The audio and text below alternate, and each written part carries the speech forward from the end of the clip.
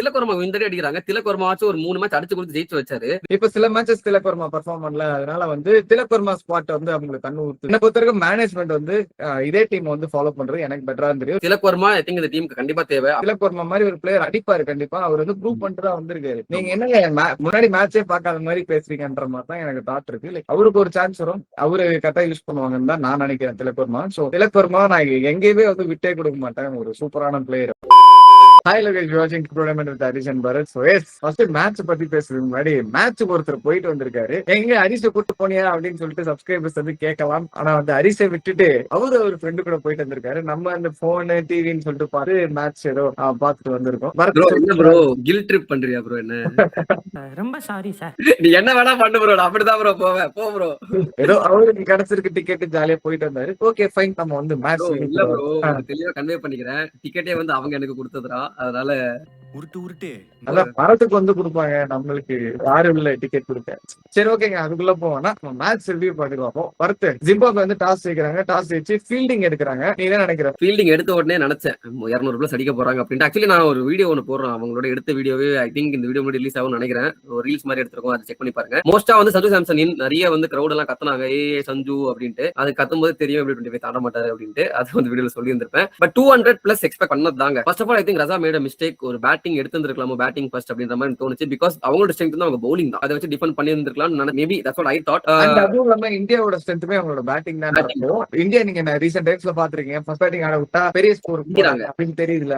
So அதனால அது அப்படி ஸ்டார்டிங்ல தெரிஞ்சு 200 பிளஸ் அப்படின்ட்டு 250 எக்ஸ்பெக்ட் பண்ணல. பட் அதுக்கு தாண்டி இருக்கிற பேட்டர்ஸோட அந்த performance, first of all Sanju Samson ஒரு 24 அவுட் ஆனாரு, ஒரு ஸ்டார்ட் கொடுத்தாரு ஓகே, பட் அது கேபிட்டலைஸ் பண்ண முடியல. அபிஷேக் சர்மா சூப்பரான இன்னிங்ஸ், வேற level. Is finally found is groove இந்த T20 வேர்ல்ட் கப். நிறைய பேர் டீம் அவுட் தூக்கணும், அவர் வந்து பைலேட்டரல் சீரிஸ்ல அடிச்சாரு ப்ரோ. T20 வேர்ல்ட் கப்ன்ற பிரஷர்ல வந்து அடிக்கணும்ல ப்ரோ, அதான் ப்ரோ முக்கியம். அடிக்கலையே ப்ரோ, அப்ப தூக்கி தானே ப்ரோ ஆகணும்னு சொன்னீங்க, அடிச்சாரு. சரிங்களா? அது அபிஷேக் சர்மா கிட்ட ஒரு சின்ன விஷயம் என்னன்னா, லைக் ரொம்ப லெக்டிஷா போறாரோ, லைக் வந்து ஆஃப் சைடு அவுட் சைடு ஆஃப்ல போற பால் எல்லாம் வந்து அவருக்கு இருக்கிற ஒரு பேட் ஸ்விங்கிங்கும் ஹைட்டுக்கும் சும்மா இப்படி ஒரு லாஃப்ட் ஒன்று பண்ணிவிட்டு ஆஃப் சைட்ல வந்து பால் போகுது. இஷான் கிஷான் ஆடுவார் அந்த ஷாட்லாம், அவர் ஹைட்டுக்கே வந்து அந்த அளவுக்கு ஒரு டைமிங் எடுத்தாப்போ Abhishek Sharma all the capability to do that. அவர் என்னன்னா ஸ்டார்டிங்ல வந்து ப்ராப்பரா தான் ஆடுவாரு, போக போக போக அந்த ரொம்ப ஒரு கான்பிடன்ட் ஆகி ஆஃப் சைடு போயிட்டு கார்டே மாத்தி லெக் சைட்ல ஆடுறாரு. அது கொஞ்சம் அவாய்ட் பண்ணிக்கலாம். அது விக்கெட் இன்சைட் வச்சு வாங்கி ஸ்டெம்ப் கிட்ட போவோம், அந்த மாதிரி ஒரு விஷயம் கொடுக்காம ஒரு ப்ராப்பர் ஷாட்ஸ் ஆனாலே ஒரு நல்லா இருக்கும்.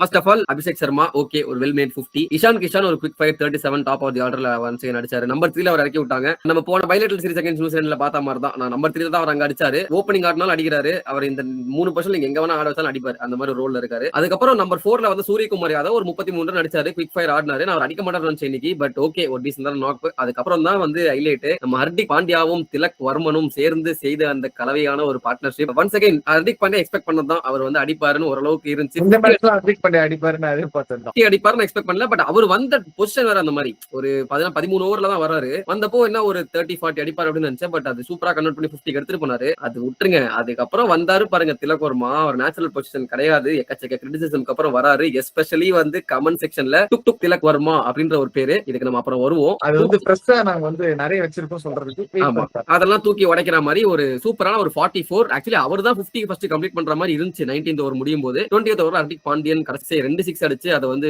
சூப்பரா எடுத்துட்டு போய் அவர் 50 கம்ப்ளீட் பண்ணாரு. ஸ்கோர் வந்து 252 ஃபார் 4 அப்படின்னு வந்து முடிக்கிறாங்க, which was very very high. அதெல்லாம் சேஸ் பண்ணக்கூடிய வாய்ப்பே கிடையாது. அதையும் ஜிம்பாப்வே வந்து விக்கெட்ஸ் எல்லாம் விடாம கொஞ்சம் டீசென்ட்டா ஆடிட்டு இருந்தாங்க. நடுவுல வந்து 2 விக்கெட் டக்குன்னு போச்சு. வருண் சக்கரவர்த்தி ஒரு விக்கெட் எடுத்தாரு, அதுக்கப்புறம் அக்ஷர் பட்டேல் ஒரு விக்கெட் எடுத்தாரு. அப்படி எப்படி போயிட்டு இருக்கும் போது பிரையன் பென்னட்டும் கேப்டன் சிக்கந்தர் ரஸா 2 பேரும் சேர்ந்து ஒரு 50 plus partnership. Especially Brian Bennett, oh my God, what a knock is playing, what a T20 world cup is having. Indian கண்டிஷன்ஸ்ல the way is playing. ஜிம்பாப்வேல 2 பேர் தான், பென்னட் ரஸா, இதான் பேட்டிங்ல சொல்லியிருந்தோம். அந்த பென்னட் மேட்சுக்கு மேட்ச் அடிச்சிட்டே இருக்காரு. பேட்டிங் மட்டும் ஆக்சுவலி பவுலிங் 2 ஓவர் 16 ரன்ஸ் கிட்ட ஒரு எக்கனாமிக்கல் ஸ்பெல் நடுவுல வந்து சூப்பரா வந்து பவுலிங் போட்டாரு. அதான் வந்து 97 நாட் அவுட். உண்மையை சொல்றது என்டையர் சேப்பாக் ஃபேன்ஸ் ஒரு 16 ஓவர்ஸ் முடிஞ்சதுக்கு அப்புறம் நம்ம ஜெயிக்க போறோம் தெரிஞ்சதுக்கு அப்புறம் எல்லாருமே one thing they are manifesting for is Brian Bennett century. அது கிளியரா தெரிஞ்சு முடிஞ்சது. பக்கத்துல எல்லாருமே வந்து ப்ரோ பென்னட் செஞ்சுரி அடிச்சா போறோம் ப்ரோ, சந்தோஷமா வீட்டுக்கு போகும் ப்ரோ, அப்படி நல்லா இருந்துச்சு அந்த ஃபேன் பேஸ். லைக் வந்து அவுட் ஆனோம் அப்படி யாருமே யோசிக்கல, ஜெண்டா போடல, இவ்வளவு தூரம் வந்திருக்கான் மனுஷன், எடுத்துட்டு வந்திருக்கான், அவனுக்காக ஒரு செஞ்சுரி நல்லா இருக்குமே அப்படின்ற மாதிரி பாத்துட்டு இருந்தாங்க. ஆக்சுவலி பாத்தீங்கன்னா ஒரு 26 பால் 31 ரன் இருந்தாரு. அந்த ஸ்டேஜ்ல இருந்துட்டு ஒரு 59 பால் 97ல வந்து 160 ஸ்ட்ரைக் ரேட்ல வந்து ஆக்சிலேட் பண்ணாரு. இன்னொரு விஷயம், பெனட் வந்து பவுலிங் போட்டப்போ அவருக்கு ஒரு விக்கெட்டும் வந்துச்சு. இஷான் கிஷன் வந்து ரிவர்ஸ் ஸ்வீப் ஆடி ஒரு ஷாட் ஒன்று அடிப்பாரு, அது டிராப் கேட்ச் ஆக்சுவலி. ஓகே, அது ஒண்ணு. அப்புறம் நான் முன்னாடி சொன்ன மாதிரி எல்லாருமே அதான் மேனிஃபெஸ்ட் பண்ணிட்டு இருந்தாங்க, பிரையன் பென்னட் செஞ்சுரி அடிச்சா போறோம் அப்படின்ட்டு. நம்ம ஃபேன்ஸ் மட்டும் இல்ல, இல்ல, இந்தியா டீம் கேப்டனா தான் எதிர்பார்த்தாரு போல. ஏன்னா 20th ஓவர்ல ஹர்திக் பாண்டியா, பும்ரான் 2 bowling ஆப்ஷன் இருந்தாலும் தலையை கொண்டு போயிட்டு தூபே கிட்ட கொடுத்தான். உன்னோட எய்ம் ஒண்ணுதான், உனக்கு வந்து பிரைன் பென்னட் செஞ்சுரி அடிக்க வைக்கணும், என்ன வேணா பண்ணிக்கோ, பால் இந்தா அப்படின்னு கொடுத்தா. அப்படி நான் அதை எப்படி பாக்குறேன்னா லைக் தூபே வந்து ஒரு ஆல்டர்னேட் டெத் போலரா வந்து ட்ரெயின் பண்றாங்க. ஐயோ சாமி, ஏன்னா நெதர்லாண்ட்ஸ் கிட்டே அவரை கொடுத்தாங்க, இப்பயும் வந்து கொடுக்குறாங்க. எப்பப்பெல்லாம் சான்ஸ் கிடைக்குதோ அவர் கொடுத்து லைக் ரொம்ப வந்து சொதப்பிட்டு ஒரு பவுலர் இன்ஜுரியே போயிட்டாருன்னு வச்சுக்கோங்க, டெத் போலர், அப்போ ஒரு ஆள் தேவையில்ல. அதனால டூபே வந்து சைலண்டா ட்ரெயின் பண்ணிட்டு இருக்காங்கன்னு நான் சொல்லுவேன். இதுக்கப்புறம் கொடுக்க மாட்டாங்கல்ல, வேணாம் இல்ல, எனக்கு வந்து மேட்சோட கோர்ஸ் ஆஃப் த மேட்ச் பொறுத்துதான். எக்ஸ்பெரிமெண்டே பண்ணாதீங்கன்ற, அவ்வளவுதான் போதும். ஜிம்பாப்வேயோட பண்ணியாச்சு, இதோட முடிச்சுக்கோங்க. இதுக்கப்புறம் வந்து வெஸ்ட் இண்டீஸ், ஒருவேளை நம்ம அதுக்கப்புறம் வந்து செமிஃபைனல் ஃபைனல்ஸ்ல குவாலிஃபை ஆனா, but anyway credits to Bennett. 97 not out ஆதான் அகைன் ஒரு செஞ்சுரி அடிச்சு நல்லா இருந்திருக்கும்னு பார்த்தோம். So at the end India won by 72 runs. இதான் வந்து மேட்சோட சுருக்கம். இதுக்கு நடுவுல நிறைய விஷயங்கள் வந்து மிஸ் பண்ணிருக்கலாம். லைக் வந்து இவரு வந்து இந்த லெங்க்ல போட்டா அது மிஸ் பண்ணாரு ப்ரோ, இவரை வந்து ஆஃப் சைட்லயே அதிகமா அடிச்சாரு ப்ரோ, இல்ல வந்து இவன் சொன்ன மாதிரி அபிஷேக் சர்மா ஃபுல்லா சுத்துறாரு ப்ரோ அப்படின்லாம் வந்து சொல்லணும்னு எனக்கும் ஆசை தான். ஆனா ஒரு விஷயம் உண்மையை சொல்றேன், எப்பலாம் நான் வந்து ஸ்டேடியம் எக்ஸ்பீரியன்ஸ்னு போய் பாக்குறேன்னா அப்பெல்லாம் என்னால வந்து டிவில பாக்குற எக்ஸ்பீரியன்ஸ் கிடைக்க மாட்டேங்குது. நான் வந்து மேட்சை வேற மாதிரி பாப்பேன் டிவில, நேர்ல பாக்கும்போது எனக்கு அது எதுவுமே தெரியல. வைடுனா கூட பாக்குறாருல, அதனால வந்து அந்த ஆங்கிள் பால் எப்படி போகுதுன்னே தெரியாது. உண்மையிலே வந்து அபிஷேக் சர்மா வந்து ஆஃப் சைட்ல போற பால் தான் சுத்துறாருன்னு தெரியாது. நம்ம சொன்னோம் ஆஃப் சைட்ல போடுற பால் ஆஃப் சைட்ல போடுற பாலானே தெரிய மாட்டேங்குது ப்ரோ எனக்கு. மேட்ச் ஓடிட்டு இருக்கோம், மேட்ச் ஓடிட்டு ஒவ்வொருத்தரும் ஹைலைட்ஸ் வரப்போ நாங்க பின்னாடி இந்த பிக் ஸ்கிரீனை பாத்துட்டு இருப்போம். இதுக்கு வீட்டுல உட்காந்து பாக்கலாம் மேடம் வெண்ணைங்களா அப்படின்னு ரிவ்யூ கொடுக்க வந்திருக்கேன். அதான் சொல்றேன், நான் ஸ்கோர் மட்டும் சொல்லிட்டேன், ரிவ்யூ நீ தான் கொடுக்க போற இந்த மேட்சுக்கு. ஆர்பி ஆக்சுவலி ஜிம்பாப்வேயோட bowling நான் சொல்லணும், Muzarabani the best bowler of Zimbabwe. அவர்கிட்ட வந்து நீங்க நல்லா நோட் பண்ணீங்கன்னா தெரியும், மேட்சுக்கு மேட்ச் அந்த குட்மன்ஸ்ல ஒரு பால் போடுறாரு, கரெக்டா ஆஃப் கட்டர் மாதிரி ஒன்னு போடுறாரு, டுவர்ட்ஸ் த பாடி வரும், அது கரெக்டா ஒரு field set of deep fine லெகோ இல்ல ஸ்கொயர் லெகோ ஒன்னு வச்சிருக்காரு. அது கண்டினியூஸா வந்து அந்த டெக்னிக் வந்து ஃபாலோ பண்ணி பவர் பிளேலயா இருக்கட்டும் மிட் ஓவர்ஸ்ல இருக்கட்டும் அந்த டெக்னிக்கை ஃபாலோ பண்ணி எக்ஸிக்யூட் பண்றாரு.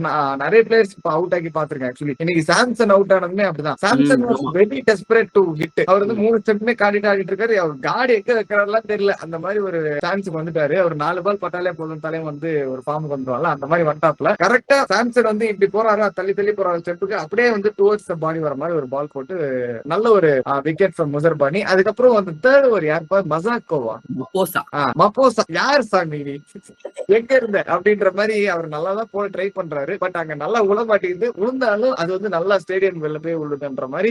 ரெண்டு டீம்லயும் 2 பேருக்கு ஒரு போட்டி இருந்துச்சு. இங்க வந்து மப்போசா, இங்க வந்து தூபே, யார் வந்து அதிக ரன்ஸ் கன்சிடர் பண்ணுவாங்க 2 ஓவர்ல அப்படின்ட்டு சங்கீத ஸ்வரங்கள் அப்படின்னு ஒரு போட்டி அங்க ஓடிட்டு இருந்துச்சு. 2 ஓவருக்கு 40 ரன் நம்ம கொடுத்திருந்தாரு. வெறும் 2 ஓவர் 46 கொடுத்தாரு தூபே. சூப்பர் தான். ரெண்டும் வந்து ஒண்ணுக்கு ஒண்ணு சலிச்சல்ன்ற மாதிரி. அவர் ஆக்சுவலி அந்த 3வது ஓவர்ல தான் மொமெண்டம் இந்தியாவுக்கு நல்லா ஷிஃப்ட் ஆகி இன்னும் கான்பிடண்டா அபிஷேக் சர்மாவா இருக்கட்டும், சஞ்சு சாம்சனா இருக்கட்டும், அவங்களுக்கு கான்பிடன்ஸ் கொடுத்தது நம்ம ஆள் தான். அதை தாண்டி மத்த போல சிக்கந்தர் ரசா வந்து நல்லா போட்ட டீசென்டா. பட் இஷான் கிஷான் வந்து பயங்கரமா ஸ்பின்னர்ஸே வந்து நல்லா டேக் ஆன் பண்ணாரு. எல்லாருமே வந்து இஷ்டத்துக்கு அடிக்க போனது இஷான் கிஷான். ஆனா வந்து நம்ம முன்னாடியே சொன்ன மாதிரி அவருக்கு ஸ்பின்னர் நல்லா அடிச்சிருவாரு, ஆனா ஸ்பின்னர் கிட்ட தான் கண்டோ, பிகாஸ் ஓவர் ஸ்பின்னர்ஸ் அதை வந்து விக்கெட் கொடுக்குற வாய்ப்பு இருக்கு. அதை தாண்டி சூரியகுமார் யாதவ் நான் சொல்லணும், ஆக்சுவலி திரும்ப அதே நடக்குது. சூரியகுமார் யாதவ் இப்பவே கண்ண கட்டுது. Please understand, if the ball is coming in the leg side, don't slog, like don't hit it in the air. It can, the ball pace can vary and you will become out. Please இந்த video யாரா போய் சேர்த்து விடுங்க. அதனால வந்து இது டிக்கி பின்னாடி போட்டாலே அங்கதான் அடிக்கிறாரு, தூக்கி கேட்சுக்கு தான் அடிக்கிறாரு. அதை ஃபீல்ட் செட்டப் வச்சு கரெக்டா வந்து டிரா பண்றாங்க. தயவுசெய்து வந்து இதை போய் சேர்த்துருங்க. அவருக்கே தெரியும் ஏன் இந்த மாதிரி பண்ணி. இந்த வாட்டி கேட்ச் டிராப் 8 ரன்ல தலைவன் அவுட் ஆயிருப்பான், கேட்ச் டிராப்னால எஸ்கேப். தலைவன் எங்கராவா தான் அந்த சம்பவத்தை பண்ணது. 8 ரன்ல வந்து நான் தான் சொன்னேன் 20 தாண்ட மாட்டேன் நினைச்சிட்டு இருந்தேன். 8 ரன்ல இருக்கும்போது கேட்ச் உடனே ஐ டோல்ட் யூ அப்படின்னு பக்கத்துல சொல்ல வர, தம்பி கொஞ்சம் பாருப்பா அப்படின்னாங்க. அவங்க பார்த்தா கேட்ச விட்டீங்க. அதான் ஆனா ஹரி சொல்ற மாதிரி அது ரொம்ப ரெப்பிட்டிவா இருக்கு. லெக் சைட்ல போட்டாலே அங்க 2 ஃபீல்டரை வச்சு அழகா தூக்கிடலாம். ஒன்னு டீப் ஸ்கொயர் லெக் போவோம், இல்ல டீப் ஃபைன் லெக் போவோம். அப்படி ஃபீல்டர் வச்சு ஈஸியா எடுக்கிற மாதிரி தான் இருக்காரு சூரியகுமார் யாதவ். அதை தாண்டி வந்து திலக் வர்மா நிறைய வந்து நெகட்டிவ் கமெண்ட்ஸ் போயிட்டு இருக்கு. நெகட்டிவ் கமெண்ட்ஸ் தாண்டி சோசியல் மீடியால அவர் வந்து பேஷ் பண்ணிட்டு இருக்காங்க. நாங்க முன்னாடி வீடியோல சொல்லியிருந்தோம் திலக் வர்மா ஒரு சூப்பரான பிளேயர். நம்மளுக்கு எப்படி வண்டர்ல முன்னாடி விராட் கோலி இருந்தாரோ அது மாதிரி ஒரு நல்ல ஒரு அக்ரெசிவாவும் ஆடுவாரு, ஆங்கர் பண்ணி ஆடுவாரு, எல்லாத்துக்குமே கரெக்டான ஒரு பிளேயர் திலக் வர்மா. அந்த மாதிரி ஒரு பிளேயர் வேணும்னு சொல்லியிருந்தோம். அதுக்கு வந்து நிறைய பேர் கமெண்ட்ஸ் வந்துட்டாங்கப்பா. எங்க இருந்தாங்க எங்க இருக்காங்களா எதுவுமே தெரியாது. இது மாதிரி திலக் வர்மா வந்து சிங்கிள் டபுள் சரியா ஆட மாட்டாரு, ஸ்ட்ரைக் ரொட்டேட் பண்ண மாட்டாரு.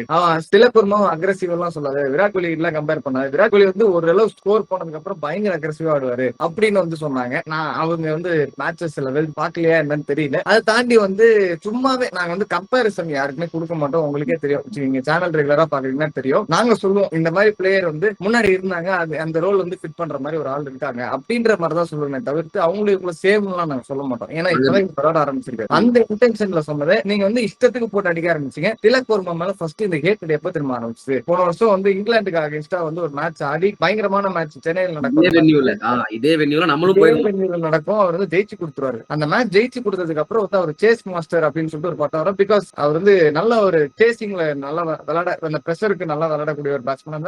ஒரு பாகிஸ்தானை கூட சேஸ் பண்ணி கொடுத்தாரு நம்ம ஏசியா கப் ஃபைனல்ஸ்ல. சோ அதனால வந்து அந்த சேஸ் மாஸ்டர்னு வந்த ஒரு வார்த்தைனால எத்தனை ஃபேன்ஸ் ட்ரிகர் ஆகி அவர் எப்படா வந்து அவுட் ஆவாரு, எப்படா வந்து கிரிட்டிசைஸ் பண்ணலான்ற மாதிரி ஒரு நல்ல டேலண்ட 2-3 ஃபெயிலியர்ஸ் ஆச்சுன்னா உடனே வந்து இஷ்டத்துக்கு அடிக்க ஆரம்பிக்கிறது, சஞ்சு சாம்சன் எடுத்துருவா அப்படி இப்படின்னு சொல்லிட்டு காமிச்ச ஏற்கட மனுஷன் அடுத்த மேட்ச்லயே வந்து திருப்பி காட்டினார். அதுதான் நான் வந்து பெட் கட்டி சொன்னேன். திலக் வர்மா மாதிரி ஒரு பிளேயரை நீங்க வந்து டவுட் பண்ணவே கூடாது. அதான் நீ சொல்லிருப்ப விட்டே தர மாட்டார் திலக் வர்மா அப்படின்ட்டு. திலக் வர்மா என்னைக்குமே விட்டே தரக்கூடாது. இந்தியாவா இருக்கட்டும், எந்த டீம் அவர் விளையாடுனாலுமே சரி. சரி இருங்க, நீங்க சொல்ற மாதிரி விராட் கோலி தான் மாசனே வச்சுக்கோமே. விராட் கோலி போன T20 வேர்ல்ட் கப் ஆனதும் இந்த T20 world cup Tilak Verma ஆனதும் ஆல்மோஸ்ட் சிமிலரா இருந்துச்சு. எந்த இடத்துல அப்படின்னு பாத்தீங்கன்னா, விராட் கோலி வந்து இனிஷியல் ஸ்டேஜஸ் வந்து ஃபெயிலியர் ஆயிட்டு இருப்பாரு. திலக் வர்மாவும் இனிஷியல் ஸ்டேஜஸ்ல 3 மேட்ச் ஆடவே இல்லை. ஓகேங்களா? அதுக்கப்புறம் கடைசி ஃபைனல்ஸ்ல வந்து விராட் கோலி ஒரே ஒரு மேட்ச் தான் அடிப்பாரு. நம்மளுக்கு தெரியும், நம்ம T20 வேர்ல்ட் கப் அந்த வேர்ல்ட் கப் நீங்க ஃபுல்லா பாத்தீங்கன்னா தெரியும், எந்த மேட்ச்மே அடிச்சிருக்க மாட்டாரு. ஒரு ஃபெயிலியர் இருக்கும். ரோஹித் சர்மா கிட்ட கேட்டிருப்பாங்க, விராட் கோலியே விளையாட வைப்பீங்களா ஃபைனல்ஸ் அப்படின்ட்டு. விராட் கோலி இல்லாம எப்படி டீம் அப்படின்னு சொல்லிட்டு ரோஹித் சர்மா கூட்டு போயிருப்பாரு. That is you trust a player, not the form, just a player. அந்த மாதிரி தான் திலக் வர்மா வந்து சொல்லியிருந்தேன். தவிர்த்து எல்லாருக்குமே வந்து விராட் கோலியா இருந்தாலுமே அந்த ஒரு ஃபேஸ் வரும். அதுல இருந்து அவர் எவ்வளவு பெரிய பவுன்ஸ் பேக் கொடுத்து அவர் எவ்வளவு பெரிய லெஜெண்ட் ஆகிருக்கான்னு நமக்கு தெரியும். திலக் வர்மா இந்த அளவுக்கு நான் கம்பேர் பண்ண விரும்பல. பட் இனிஷியல் ஸ்டேஜஸ்ல is doing a great job as a finisher. அந்த பிரஷர் சிச்சுவேஷன்ஸ்ல பெரிய பெரிய டீம் அகைன்ஸ்டா வந்து அவர் சேஸ் பண்ணி கொடுத்திருக்காரு. அந்த கேலிபர் இருக்கு, அந்த ஹிட்டிங் கேப்பபிலிட்டியே மெயினா இருக்கு. இந்த மேட்ச்ல நீங்க வந்து பாத்துருப்பீங்க. அந்த நீங்க எந்த ரோல் கொடுத்தாலும் ஓரளவுக்கு ஆர்டர் கேப்பபிலிட்டி இருக்கிற பிளேயரை வந்து நீங்க தேவையில்லாம இந்த மாதிரி கிரிட்டிசைஸ் பண்ணி ஒரு நெகட்டிவிட்டி கொடுக்க வேணாம், அப்படி சொல்ல வேணான்றதுக்காக தான் அந்த விராட் கோலி விஷயத்தையும் அந்த போன T20 அண்ட் இன்னொன்னு நிறைய பேர் வந்து மறந்துறது என்ன அப்படின்னா, இந்த T20 வேர்ல்ட் கப் பத்தி மட்டுமே வந்து பேசுறாங்க. நான் என்ன கேட்கறேன்னா, T20 வேர்ல்ட் கப் வரதுக்கு முன்னாடி அவருக்கு ஒரு டெஸ்டிகுலர்ல சர்ஜரி நடந்திருக்கு. சரிங்களா? அவரால் பெருசா ரன் ஓட முடியல. அப்ப அவர் வந்து டீம்ல ஆட வைக்கிறது வந்து டீமோட மேனேஜ்மெண்டோட பிரச்சனை தான் நான் பார்த்தேன். திலக் வர்மா மேல அந்த ஹேட்டட் வந்திருக்க வேண்டிய அவசியமே கிடையாது. ஏன்னா அவர் அந்த வேர்ல்ட் கப்புக்கு முன்னாடி அவர் இருந்த ஸ்டாட்ஸ் பார்த்தனா, அவர் நியூசிலாந்து சீரிஸ்க்கு அகைன்ஸ்ட் ஆடல ஒரு மேட்ச் கூட. சவுத் ஆப்பிரிக்கா அகைன்ஸ்ட் நடந்த T20 சீரிஸ்ல அகமதாபாத்ல அடிச்சாரு. சரியா? அதுக்கு முன்னாடி சண்டிகர்ல நியூ சண்டிகர்ல நம்ம தோப்போம், அசிங்கமா தோப்போம். அந்த மேட்ச்ல யார் அடிச்சாங்க எடுத்து பாருங்க. 2 மேட்ச்ல ஒரு 180 ஸ்ட்ரைக் ரேட் அடிச்சாரு. சவுத் ஆப்பிரிக்கா அவரோட ஃபேவரட் ஆப்போனன்ட் ஆக்சுவலி. நம்ம முன்னாடி சொல்லிருந்தோம் ப்ரிவியூல. எக்ஸாக்ட்லி 180 ஸ்ட்ரைக் ரேட் ஆடி இருப்பாரு. அதே மாதிரி தான் நம்ம சொன்ன மாதிரி அந்த ஏசியா கப் ஃபைனல்ஸா இருக்கட்டும், அதுக்கு முன்னாடி நடந்த ஸ்ரீலங்கா மேட்ச் சூப்பர் ஓவர்ல போய் ஜெயிச்சிருக்கும் ஒரு மேட்ச். அந்த மேட்ச்ல யார் அடிச்சது எடுத்து பாருங்க. அபிஷேக் சர்மாக்கு அப்புறம் top order collapse. Tilak Varma நடுவுல அந்த க்ளூவா நின்னு கடைசில ஆக்சிலரேட் பண்ணி கொடுத்திருப்பாரு. That's the kind of innings he plays. அதெல்லாம் பார்த்துட்டு தான் நாங்க சொல்றோம் திலக் வர்மா அந்த பொசிஷனுக்கு தேவை. ஸ்டார்டிங்ல 2 பேர் அக்ரெசிவ் ஆடுறாங்களா, அதுக்கப்புறம் ஸ்கை துபே ஹார்திக் பாண்டியா அக்ரெசிவ் ஆடுறாங்களா, எல்லாம் அக்ரெசிவ் ஆடுறாங்க. ஓகே, நடுவுல யாருப்பா நிக்கிறது? திலக் வர்மா தான் நிப்பாரு. 3 மேட்ச் சரியா ஆடல, ஓகே விட்டுருங்க. எல்லாருக்கும் நடக்கும். யானைக்கும் அடிச்சிருக்கும், கோலிக்கும் அடிச்சிருக்கு இருக்கு, ரோஹித்துக்கும் சரிக்கு இருக்கு, தோனிக்கும் சரிக்கு இருக்கு, எல்லாருக்கும் சரிக்கு இருக்கு, விட்டுருங்க. அதுதான் சொல்றோம், டீம் டிஸ்டர்ப் பண்ண கூடாதுன்னு நாங்க சொன்னோம். Thank God he proved. அவ்வளவுதான். எனக்கு அந்த ஒரே ஒரு வருத்தம் தான் இருந்து, திலக் வர்மா எனக்கு அடிச்சிரணும்பா அப்படின்னு நினைச்சிட்டு இருந்தேன். அடிப்பாருன்னு எதிர்பார்த்தேன். ஆனா இந்த அளவுக்கு அடிப்பாரு எதிர்பார்க்கல. சூப்பரா அடிச்சாருன்னு சொல்லலாம். செம்மையா அடிச்சாரு. We all enjoyed it. இந்த கிரவுண்ட்ல பாக்குறப்பமே வந்து நல்லா இருந்துச்சு அந்த இன்னிங்ஸ் பாக்குறதுக்கு. நான் சொன்ன மாதிரி டீம் வந்து சூப்பருங்க. இது வந்து சூப்பரான டீம். ஒரு ஃபெயிலியர் அவ்வளவுதான். அந்த டே வந்து இந்தியாவோட சைடுல இல்ல ஆக்சுவலி. அதனாலதான் வந்து அன்னைக்கு அப்படி ஒரு லாஸ் வந்துச்சு. தவிர்த்து இதே team perfect good to go. Exactly. So yes, அடுத்து வந்து ஹார்திக் பாண்டியா சொல்றதுக்கு ஒண்ணும் இல்ல. 50 அடிச்சாரு. அவர் அடிக்கிறதுதான் அடிச்சதுதான் பிரச்சனை இல்ல. ஆக்சுவலி அந்த என்டையர் கிரவுண்டே கொஞ்சம் சிவம் துபே எதிர்பார்த்துட்டு இருந்தாங்க. சும்மா சொல்லக்கூடாது. சிவம் துபேவும் கடைசியில ஒரு பெர்ஃபார்மன்ஸ் கொடுத்தாரு. அது யாரும் எக்ஸ்பெக்ட் பண்ணல. அதான் வர்கீஸ். அது பவுலிங்ல வந்து பயங்கரமா கொடுத்தாரு. ஆமா, ஜிம்பாப்வே பவுலிங்னு பாக்கும்போது பயங்கரமா அடி வாங்குனாங்க. எல்லாருமே அடி வாங்குனாங்க. Apart from 1 or 2 I think Brian பெனட்டோட off spot time spin was very effective. Actually நீங்க சிவம் துபே பாத்தீங்கன்னா இந்த மேட்ச் நல்லா நோட் பண்ணீங்கன்னா, பெனட் முன்னாடியே ரெடி ஆயிட்டார். சிவம் துபே வந்து இங்க தான் போட போறாரு அப்படின்னு சொல்லி trying to take the yorker as a full toss. அதுவும் இல்லாம அவர் கார்டே மாத்திட்டு ஆஃப் ஸ்டம்ப்ல வந்து நிக்கிறாரு. அந்த வந்து ஆஃப் சைடுல வர பால் தான் அங்கதான் வரப்போகுதுன்னு தெரியும். கான்பிடென்ட்டா வந்து ஆஃப் ஸ்டம்ப் கார்டு வந்து எடுத்து ஆடுறாரு. ஆமா, ரொம்ப பிரெடிக்டபிளா இருந்தா அதையும் தாண்டி எக்கச்சக்க நோ பால், எக்கச்சக்க வைடு. ஏன்னா கன்சிஸ்டன்டா அங்கதான் போகணும்னு நினைக்கிறாரு. That's good delivery. வந்தா விக்கெட் எல்லாம் டாட்ன்ற மாதிரி பாக்குறாரு. அங்க வைடும் போகுது. அதே மாதிரி batsman are pretty sure that he will bowl here only. அதுக்கு முன்னாடி கொஞ்சம் போட்டா கூட ஒரு பால் பேஸ் வர மாட்டேங்குது. சில பால்லாம் ரொம்ப தெரியுது. ஆமா, சோ இதான் வந்து ஃபர்ஸ்ட் இன்னிங்ஸ் மெயினா வந்து சொல்லிட்டோம். அதுக்கப்புறம் வந்து செகண்ட் இன்னிங்ஸ்னு பாக்கும்போது அகைன் பெருசா ஒண்ணும் இல்லைங்க. பவுலிங் வந்து அவங்க கொஞ்சம் ரொம்பவே பார்த்து ஆடினாங்க. நான் நடுவுல அட் சம் பாயிண்ட் வந்து சொல்லிட்டு இருந்தேன், ஓடி இன்னிங்ஸ் ஆடிட்டு இருக்காங்க அப்படின்ற மாதிரி ஃபீல் ஆச்சு. பட் அகைன் ஒரு கட்டத்துக்கு மேல பிரையன் பெனட் அந்த ஆக்சலரேட்டர் பெடல்ல காலை வச்சாரு. சூப்பரா ஆடினார். எஸ்பெஷலி அவரோட செகண்ட் ட்ரிங்க்ஸ் பிரேக்கு அப்புறம் எனக்கு ஒரு சேஞ்ச் தெரிஞ்சது. 14 ஓவர்ஸ்ல ஐ திங்க் தேவர் அரௌண்ட் 125 தான் நினைக்கிறேன். அப்பதான் 15th ஓவர் தூபே போட்டாரா சம்திங் ஆரம்பிச்சது. 26 ரன் ஓவர். அதுக்கப்புறம் they started hitting. உன்னோட ஆளுங்க உன்னை பார்த்தா பயப்படுவாங்க, ஆனா என்னோட ஆளை பார்த்தா எனக்கே பயம். அண்ட் இந்தியன் பவுலிங்னு பாத்துக்கிட்டீங்கன்னா ஹர்ஷ்தீப் சிங் ஒரு 3 விக்கெட் எடுத்தாரு. டெத்ல தான் எடுத்தாரு 3 விக்கெட்டுமே. பட் ஓகே, நல்லா போட்டார் death bowling. That thing that India needs further into the T20 world cup. அதுக்கப்புறம் வந்து பாத்தீங்கன்னா வருண் சக்கரவர்த்திக்கு ஒரு விக்கெட் நடுவில் கிடைச்சது. அக்ஷர் பட்டேல் ஒரு விக்கெட் முன்னாடி சொன்ன மாதிரி ஓப்பனிங் விக்கெட் அவர் எடுத்து கொடுத்தாரு. தாண்டி வந்து ஜஸ்பிரீத் பும்ரா ரொம்ப ரெஸ்பெக்ட் பண்ணாங்க. ஹர்திக் பாண்டியா பெருசா அடிக்க போல. எனக்கு இந்த அகைன் லைன் அண்ட் லெங்த்ல எப்படி இருந்துச்சுன்னு எனக்கு தெரியல. அங்க வந்து பவுலிங் பாத்தீங்கன்னா ஒரு விக்கெட் லாங் ஆன்ல ஒரு கேட்ச் ஒன்று பிடிச்சி எடுத்து கொடுத்து யார் விக்கெட்னு தெரியல எனக்கு சரியா. ரஸா சிக்கண்டர் ரஸா கரெக்ட். சிக்கண்டர் ரஸா நல்ல ஒரு ஹிட்டிங் ஃபார்ம்ல இருக்காரு. ஆனா நீங்க குட் லென்த்ல அவர் கரெக்டா போட்டு அவர் பால் வந்து எங்க தெரியுமா ஒரு ஸ்லைட் டிவேட் ஆகுது. அது வந்து ஸ்ட்ரைட்டா வர மாதிரியே வந்து அவர் ஆங்கிள் கையோட ஆங்கிள்னால அது வந்து கொஞ்சம் ஆஃப் சைட்ல போகுது. அதனால பேட்ஸ்மேன் இன்னும் கொஞ்சம் ஒரு எக்ஸ்ட்ரா ஸ்டெப் எடுத்துட்டு போய் ஆஃப் சைட்ல போறதுனால கொஞ்சம் மடக்கி ஆடப்பாரு. அது கேட்ச் போற சான்ஸ் இருக்கு.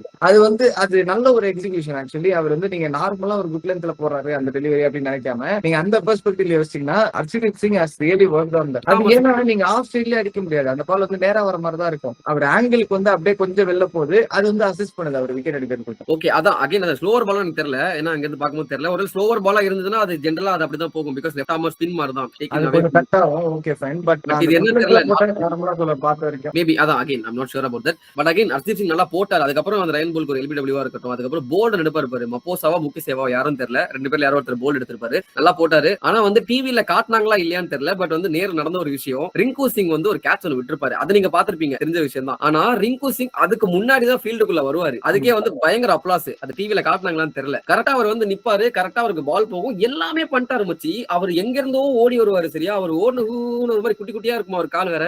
அது ஒரு மாதிரி ரோட் ரன்னர் சொல்ல அந்த ஒரு இது ஓடும் தெரியுமா, பீம் பீம் மேட்ச் பார்த்துட்டு அவர் குட்டியா இருக்காரு, ரோட் ரோலரு எதுக்கு இல்லடா இல்ல நான் சொல்றேன் பாரு. நீ டிவில பாக்குறதுக்கும் ரிங்கு சிங் நேர்ல ஓடுறதுக்கும் நீ பார்த்தா நீ கண்டிப்பா சொல்லுவேன். கைஸ் நீங்க பாத்தீங்கன்னா உங்களுக்கு தெரியும். ரோட் ரன்னர் சொல்ல இந்த பீம் பீம் அப்படின்னு சொல்லிட்டு ஓடும்ல, அதே மாதிரி இருந்துச்சு. டூடுன்னு ஓடினாரு. ஓடி பால் போன உடனே எல்லாரும் புடிச்சிருவாங்கன்னு நினைச்சோம். கரெக்டா விட்டாரு கேட்ச். அவர் ஆக்சுவலி ஃபீல்டிங்கே அவர் டீம்ல வைக்கலான்ற மாதிரி தான் நான் சொல்லுவேன். போன மேட்ச்ல வந்து கவர்ஸ் லாட் ஆஃப் கிரவுண்ட்.